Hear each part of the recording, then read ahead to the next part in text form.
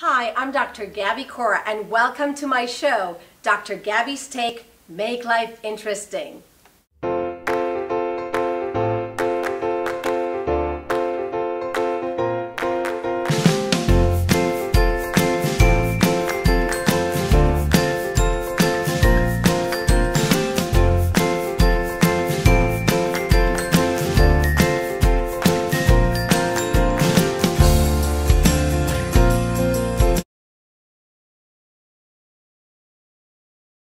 So anyone can be infected unless we use prevention.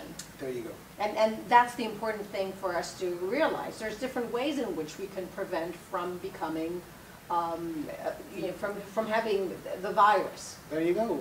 Remember that this is a disease that is 100% preventable.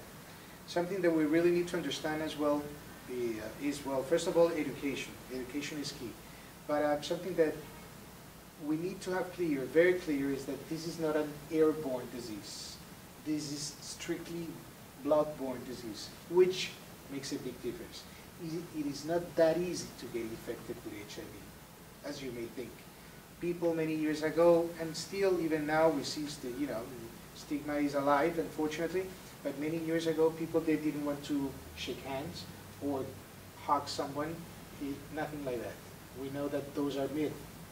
Or what I could tell, even, I mean, the whole idea of someone being HIV positive and having a healthy sexual relationship with any other individual who is not HIV positive, that was unheard.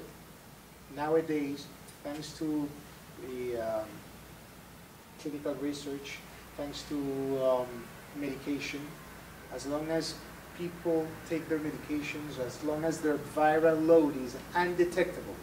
We need to have clear that there's no cure yet. Eventually, and I hope, and I'm very optimistic, there's going to be a cure.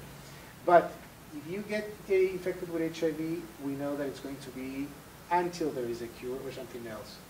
So people, they just need to take precautions. And the precautions, the number one precaution is, using condoms. And safer sex. Which brings us to this taboo and stigma of even talking openly about sex, and some people, even people who are very religious and still wonder whether or not they should use condoms for, there you go.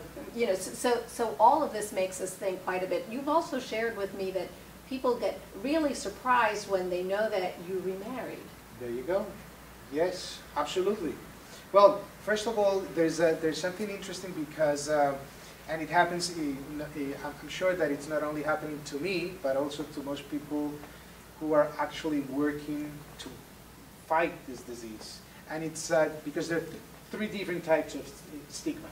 Stigma by itself, which is this cluster of negative attitudes out of fear and rejection. But there is also self-stigma. Those people living with the disease that they feel worthless, and that shouldn't be the case. But then there's stigma by association, and it's because, you're a doctor who is an HIV specialist, it's because either you are infected or you are gay or something happened. And it happens to everybody. Even if you're a doctor, a pharmacist, or just a health educator. The fact that I'm educating the people about this disease, the first thing that comes to, when I disclose that I'm HIV positive, the first thing that comes to, most people's mind is, he's gay, or he's bisexual, or he must have done drugs, or he must have done, he must have done drugs. Those types of things, and it's very sad that 30 years later, people are still thinking that first.